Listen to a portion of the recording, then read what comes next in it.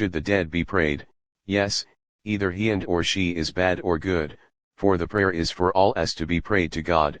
Prayer is not only because that to wish for someone to be saved.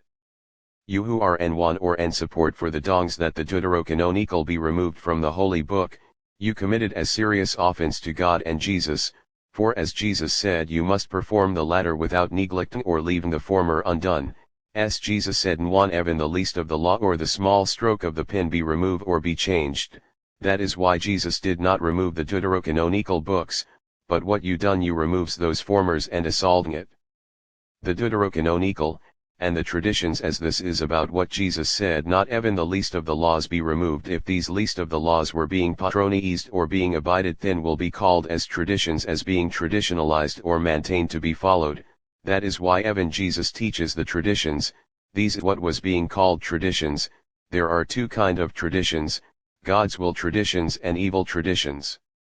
Now this is a proof that the dead is the will of God and or Jesus indeed to be prayed, as Paul said always pray for the saints, so meaning as even they are already dead or still alive, and as the prayers is for all to be prayed to God, as prayers is also of law being, do not say you don't any more pray for and or to the dead verse and as was written in Old Testament, the sin of the fathers or ancestors were being confessed to the Lord.